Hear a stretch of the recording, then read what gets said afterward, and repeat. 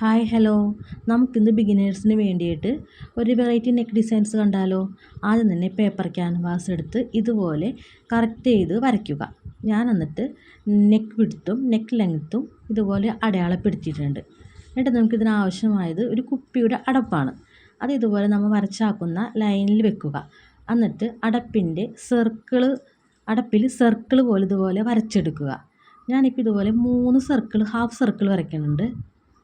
ഇതുപോലെ half circle വരച്ച് ഈ താഴത്തെ സർക്കിളിൻ്റെ ഒരു സെൻറ്ററിൻ്റെ അവിടെ നിന്ന് ഇതുപോലെ നല്ല ഷേപ്പ് ചെയ്ത് വരച്ചെടുക്കുക. വരച്ചതിന് ശേഷം നമ്മൾ വരച്ച ലെവലിൽ തന്നെ കട്ട് ചെയ്തെടുക്കണം. കട്ട് ചെയ്തെടുക്കുമ്പോൾ വരയിൽ നിന്ന് മാറിപ്പോകരുത്. അതിന് ശേഷം ഒരു തുണിയിലേക്ക് ഈ പേപ്പർ ക്യാൻവാസ് നന്നായി അയൺ ചെയ്തെടുക്കുക. അയൺ ചെയ്യുമ്പോൾ നമുക്ക് ചൂട് കൂടരുത്. ചൂട് കൂടിക്കഴിഞ്ഞാൽ ഈ ക്യാൻവാസ് കരിഞ്ഞു പോകും.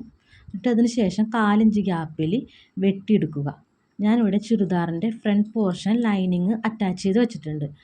അതിലേക്ക് നമ്മൾ വരച്ച് വെച്ചിരിക്കുന്ന പേപ്പർ ക്യാൻവാസ് ഇതുപോലെ സെൻറ്റർ ചെയ്ത് നമ്മൾ വരച്ച ആ മെത്തേഡിൽ കൂടി തന്നെ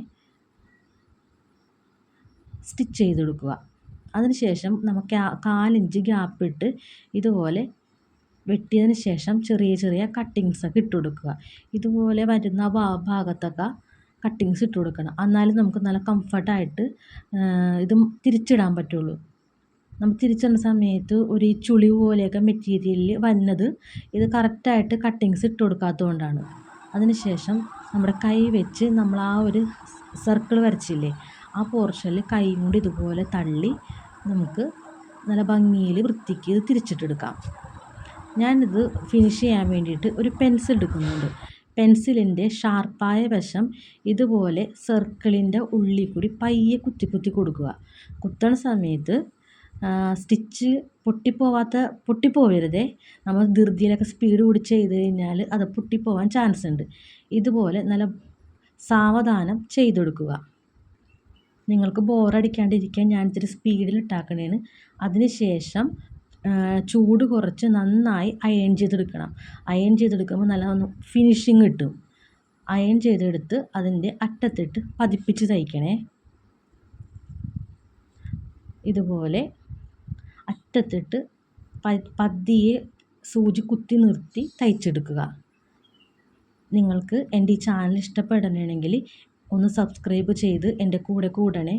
ഞാൻ ഇനിയും ഇതുപോലത്തെ വെറൈറ്റി നെക്ക് ഡിസൈൻസ് ഇടുന്നതായിരിക്കും. അതിനുശേഷം ഞാൻ ഫ്രണ്ട് പോർഷൻ കംപ്ലീറ്റ് ചെയ്തെടുത്തിട്ടുണ്ട്. ഇനി ബാക്ക് പാർട്ടും കൂടി നമുക്ക് ചുരിദാറിലേക്ക് അറ്റാച്ച് ചെയ്ത് സ്ലീവ് ചെയ്തെടുക്കാം.